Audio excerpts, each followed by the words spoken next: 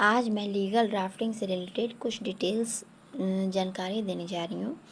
मैं इस वीडियो के माध्यम से ज़्यादा डीपली तो लीगल ड्राफ्टिंग के विषय में नहीं बताऊँगी, लेकिन आप लोगों को एक ओवरव्यू इस वीडियो के माध्यम से मिल जाएगा कि हमें ड्राफ्टिंग के अंतर्गत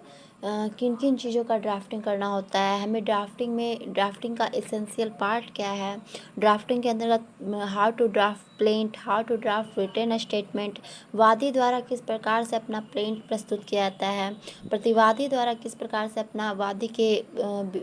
के उत्तरों के जवाब के रूप में अपना WS रिटेन स्टेटमेंट, जिसे लिखित कथन भी कहते हैं, प्रस्तुत किया जाता है। प्लेंट का एसेंशियल पार्ट क्या होता है, यानी कि जब हम एक प्लेंट तैयार करते हैं तो उसमें किन किन चीज़ों का हमें वर्णन करना होता है। ठीक इसी प्रकार अगर हम लिखित कथन अर्थात WS रिटेन स्टेटमेंट की बात करें तो उसका एसेंशियल पार्ट क्या होता है, उसका आवश्यक तथ्य क्या होता है,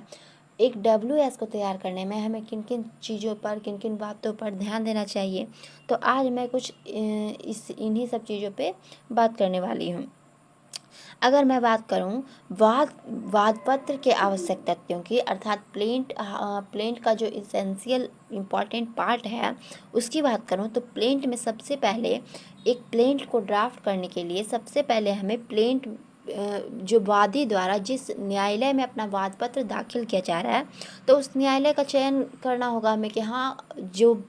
वादी द्वारा जो अपना वाद पत्र दायर किया जा रहा है वो किन न्यायालय में किया जा रहा है और वो न्यायालय उसके क्षेत्राधिकार है भी या नहीं। ठीक है, तो सर्वप्रथम हमें न्यायालय का चयन करना होगा। फिर सेकेंडली अगर मैं बात करूं तो एक वाद पत्र तैयार करने में जो वादी का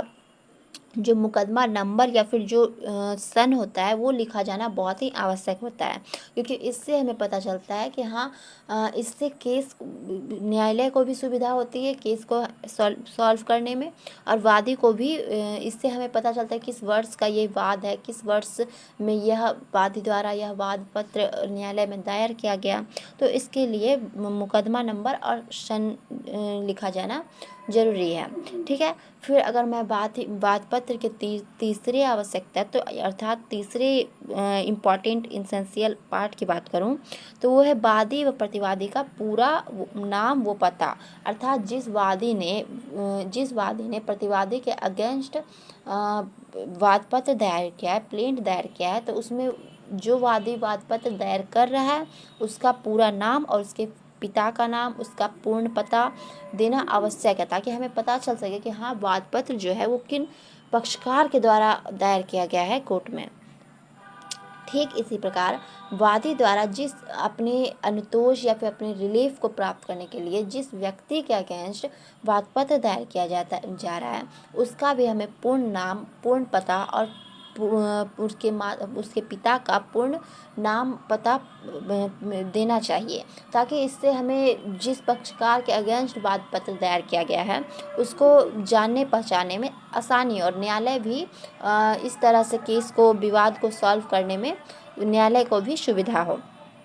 फिर अगर मैं बात करूं चौथे चरण की तो इसमें वाद के तथ्य को देना अत्यंत आवश्यक है, क्योंकि हमें जब तक वाद का तथ्य ही नहीं पता चलेगा हम न्यायालय द्वारा किसी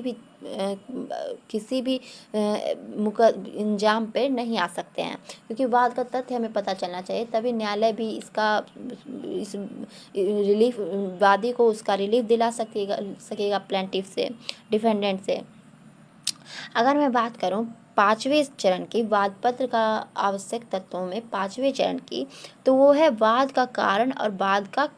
कारण उत्पन्न होने की तारीख, यानी कि प्लेंटिव द्वारा जो वाद पत्र दायर किया जा रहा है वो आखिर उसका वाद, मतलब उसका इशू क्या है, उन दोनों में किन वजह से वादी ने प्रतिवादी के अगेंस्ट वाद पत्र इशू किया है और वह किन तारीख को, किस डेट को वह इशू वाद पत्र जो वाद का कारण है वो इशू हुआ, तो ये देना बहुत ही आवश्यक है।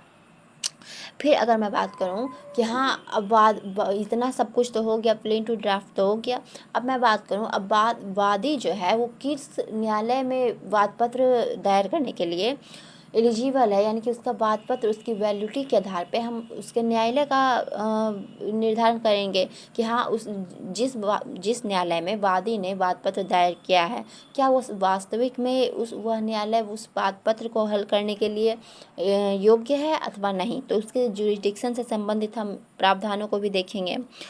फिर अगर मैं बात करूँ, ये जो जुरिस्डिक्शन हम लोग निर्धारित किए हैं न्यायालय का, तो वो हम लोग या तो सूट के वैल्यू अर्थात वाद के वैल्यू मूल्यांकन पर निर्धारित करते हैं, या तो उसके जुरिस्डिक्शन के आधार पे उस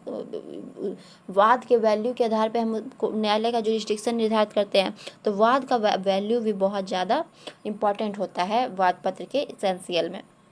फिर अगर मैं 7वें चरण की बात करूं, तो इसमें वादी द्वारा प्रतिवादी से मांगा जा रहा रिलीफ को दिया जाना चाहिए। अर्थात वादी ये जो वाद पत्र दायर कर रहा है प्रतिवादी के अगेंस्ट, वो किस लिए कर रहा है और उसे इस वाद पत्र के माध्यम से क्या रिलीफ चाहिए, क्या अनुतोष क्या चाहिए प्रतिवादी से, तो उसका भी व्याख्या बहुत ही महत्वपूर्ण रखता है। अब मैं यहाँ तक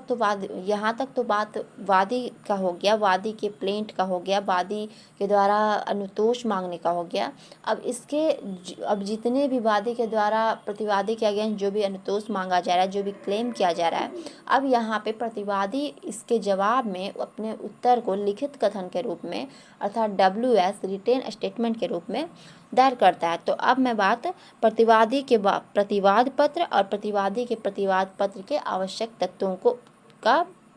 यहाँ पे भी इसका भी यहाँ पे वर्णन किया जाना बहुत ही आवश्यक है।